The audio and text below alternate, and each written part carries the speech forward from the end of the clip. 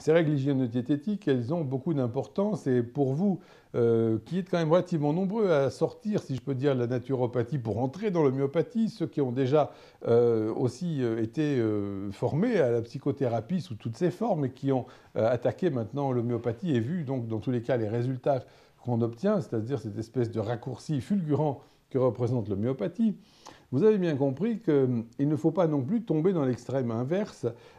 Souvenez-vous de l'époque où vous disiez que juste avec un régime, vous alliez pouvoir guérir les gens, et maintenant, vous ne pouvez pas dire juste avec l'homéopathie, je peux guérir les gens. Il faudrait, là encore, arriver à trouver le juste milieu, et ce juste milieu, en réalité, l'aiguille, si vous préférez, n'est pas entre les deux, elle penche évidemment très très près de l'homéopathie. Mais ces 10, 15%, 20%, suivant les cas, sont hautement importants parce que c'est ce qui fera la différence pour amener à une guérison.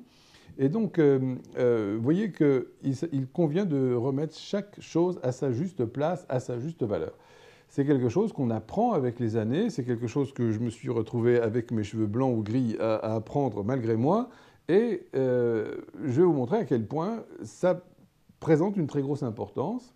Et quelle sera la limite aussi à donner à ces choses-là, parce qu'il ne faut pas rentrer non plus soit dans un espèce de délire orthorexique, vous allez forcer les gens à ci, manger ça, ça vous n'avez pas le droit, ça vous avez ça, etc. Vous imaginez, il faut quand même, il y a des gens qui font ça.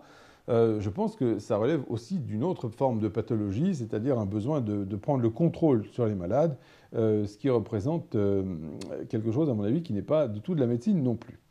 Donc on va attaquer cette étude d'abord par le régime alimentaire et ensuite on verra l'hygiène de vie, la partialité vis-à-vis de certains médicaments et enfin pourquoi Hahnemann nous dit qu'il faut respecter les désirs et aversions alimentaires, bien sûr, et on verra ce qu'on peut faire de tout ça.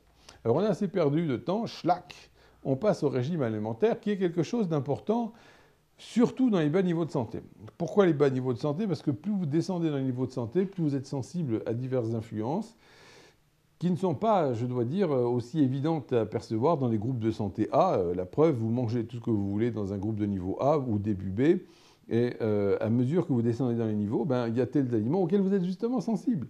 Et cette espèce de sensibilité, cette allergie, entre guillemets, alimentaire, sensibilité au gluten, à tout ce que vous voudrez, etc., se voit en rapport avec des niveaux de santé altérés.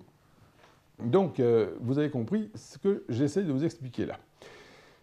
259, considérant l'importance et la nécessité, bien sûr, de doses très faibles dans le traitement homéopathique, on conçoit aisément qu'au cours du traitement, il faille écarter du régime et du genre de vie des malades tout ce qui pourrait exercer sur eux une influence médicinale quelconque, notez bien influence médicinale quelconque, afin que l'effet de dose si exigu ne soit annulé, surpassé ou même simplement troublé par quelque influence médicamenteuse étrangère.